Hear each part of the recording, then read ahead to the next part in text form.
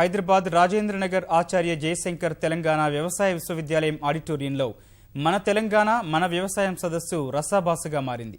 ఈ ఏడాది ఖరీఫ్ పంటకాలం దృష్ట్యా ఈ నెల 25 నుంచి మే 5 వరకు జరగనున్న రైతు అవగాహన సదస్సుల సన్నద్ధంలో భాగంగా పశుసంవర్ధక శాఖ, మత్స్యశాఖల సమీక్షా సమావేశానికి హాజరయ్యేందుకు విచ్చేసిన మంత్రి పోచారం శ్రీనివాసరెడ్డికి విద్యార్థుల నుంచి సెగ తగిలింది.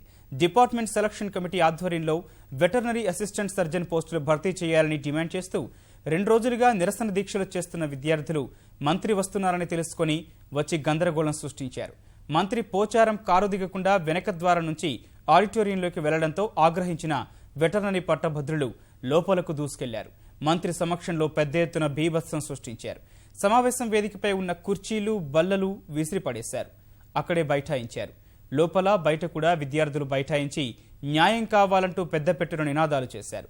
ఆడిటోరియం ప్రధాన ద్వారం వద్ద మెట్లపై ఉన్న కుండీలను ధ్వంసం చేశారు. ఒక దశలో పోలీసులు, విద్యార్థుల మధ్య తీవ్ర వాగ్వాదం, తోపులాట జరిగింది. 2 విద్యార్థులకు గాయాలయ్యాయి. అయినా విద్యార్థులు శాంతించలేదు. మొత్తం ఆడిటోరియం దిగ్బంధనం చేసి సమావేశాన్ని అడ్డుకున్నారు. పరిస్థితి తీవ్రత గమనించిన పశు వైద్యాధికారుల సంఘం నేతలు సమావేశాన్ని వాయిదా వేస్తున్నట్లు ప్రకటించి ఆందోళన శాంతింపజేసే ప్రయత్నం చేశారు.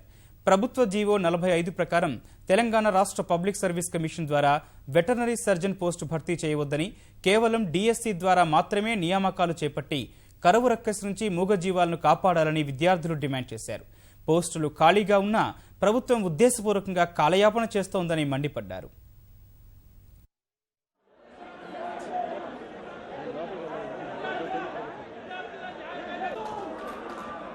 ఒక్క నిమిషం.